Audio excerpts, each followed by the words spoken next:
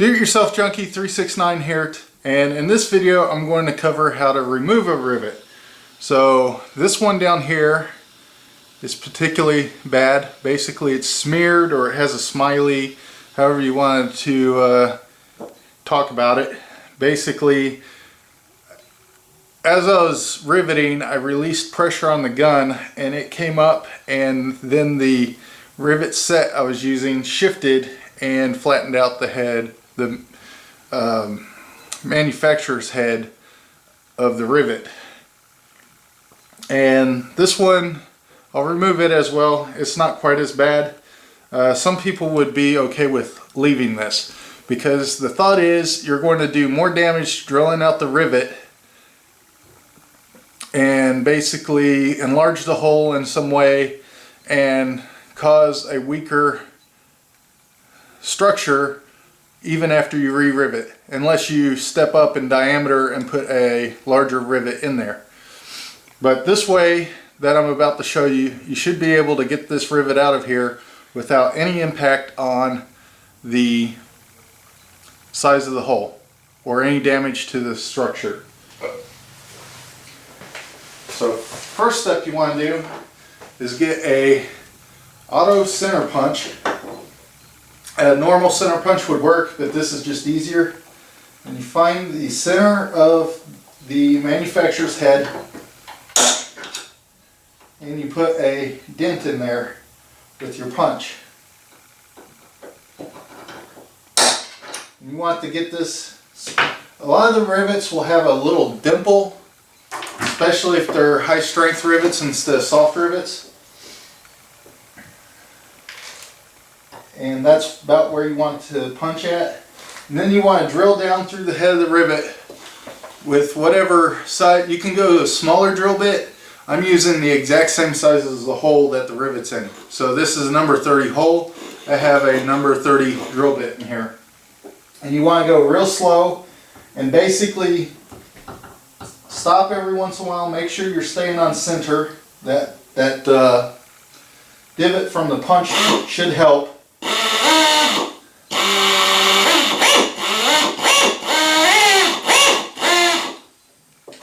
And you don't want to go any deeper than the surface of the metal here that the rivet head is sitting on.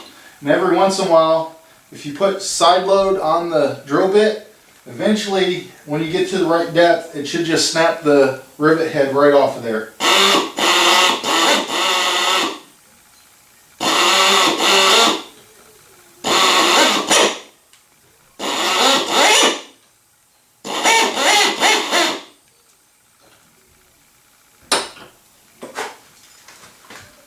Like,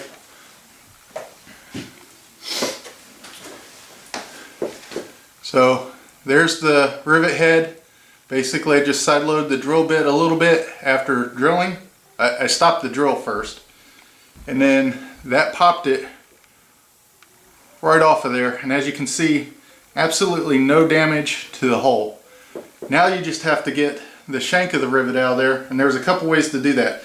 You can support this really well and use a small straight punch to punch that out, or you can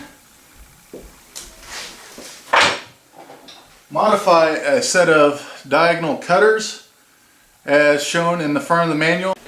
And basically how you modify those is you take a grinder or a sander and you shave this side of the diagonal cutters down until it's here at the apex of that blade. And it has a description of how to do that in the manual, and I haven't modified these yet. And that allows you to grip down on the shank of the rivet. Another option that I've used is a pair of miniature vice grips. Needle nose vice grips probably work even better. Basically you clamp down on the shop head of the rivet and pull it out, twisting. Same method used by the diagonal cutters. You can use a punch to punch it out as long as it's supported. Sometimes you can use your auto center punch to punch it out.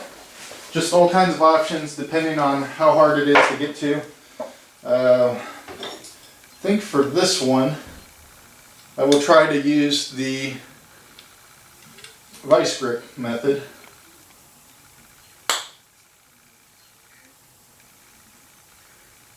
So I've got a good grip on there and it's spinning around. And the vice grips came off.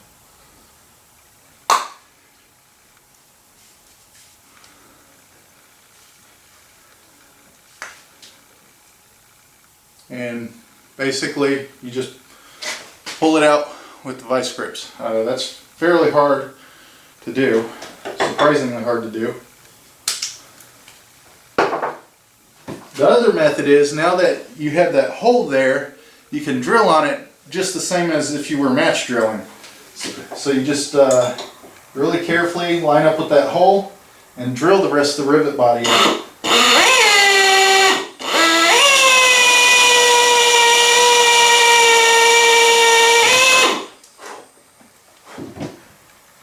And boom, hole is exactly how it was before.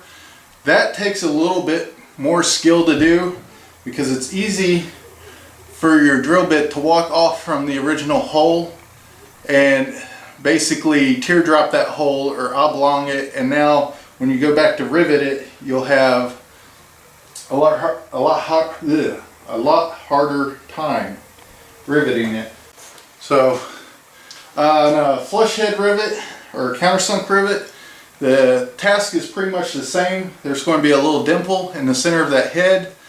You're going to drill down into it, and on that you're trying not to hit the sheet metal, so it's a little bit harder to judge that depth.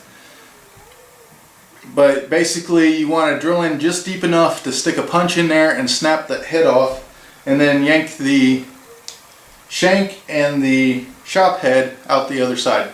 So basically same technique, just a little bit harder because you can't see or can't judge the depth of the countersink head.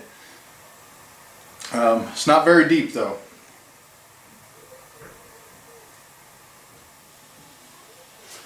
So now that's about it for that video. That's how you remove rivets. Hopefully you don't have to do it too much, but if you use this technique, you should be able to get the rivet out without changing the characteristics of the part, so you won't make the hole bigger and you won't have to step up to a different size rivet, and since the hole's not loose, it won't cause problems putting the next rivet in there. So I ended up messing up a countersink rivet, so I figured I better add flush head rivet removal to the how to remove a rivet video, and it's pretty much the same thing. There'll be a dot in the center of the rivet if you didn't mess it up real bad. This one I messed up pretty bad. And you want to go in with the center punch and mark that.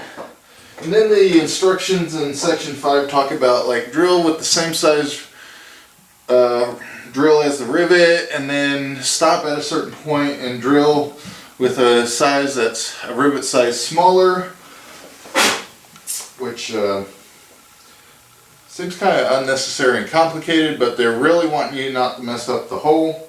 So I get that, but I use the same technique that I use on the universal head, where you start drilling and you go real slow and check every once in a while, make sure you're staying centered.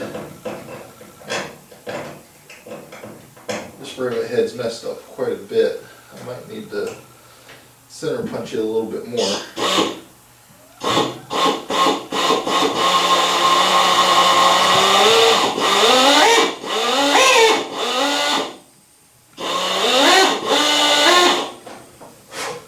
And it's a lot harder to do on this one. You're just trying to get down to the shank without touching any of the countersinking and snapping that head off. Which I'm right there on that one. I just need to grab it with a pair of needle nose and get it the rest of the way out of there.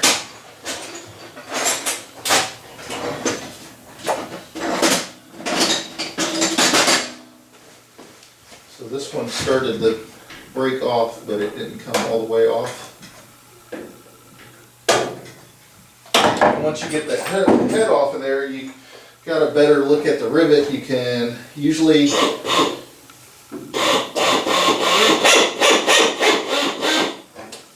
drive it out of the hole. Although there is the risk of deforming the metal. But since now I can see the hole, usually I finish drilling them out.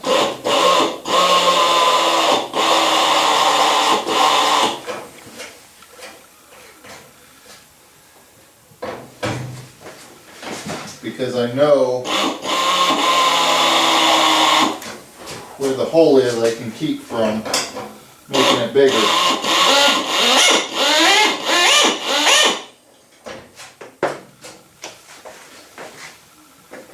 Because at this point, it's basically like match drilling a hole.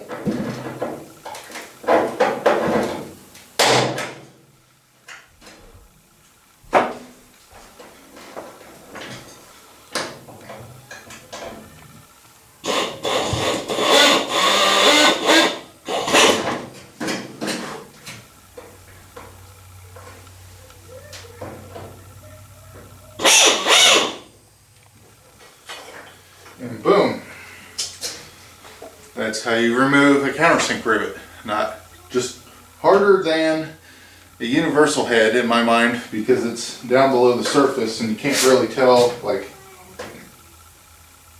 how deep you can drill. That's how you remove both types of rivets. Hopefully you don't end up having to use that. On the countersinks, like this one, the head was way above the rest of the skin. It wasn't sitting flush.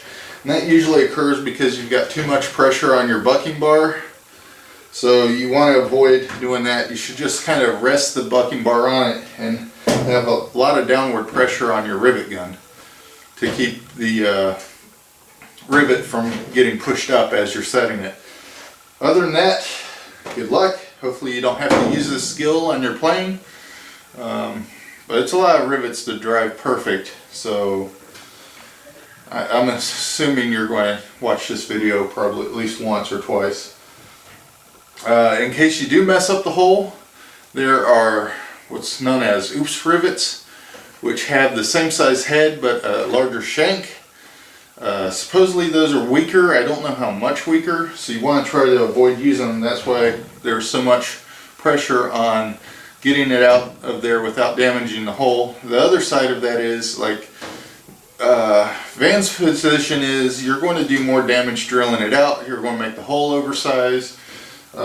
You could go in and fix that and make the hole bigger, but also like dimple bigger and step up to a larger rivet would be the best way to fix it.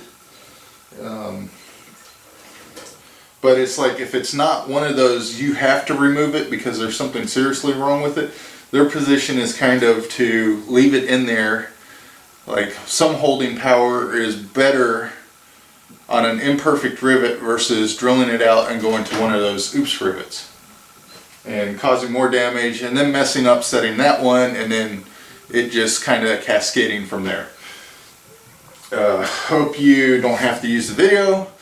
If you enjoyed watching it, please hit the like button. If you felt like this helped you out in some way, or helped you feel easier about building your own aircraft, I hope you go with a Vans aircraft. If you do, please see my builder information in the description below.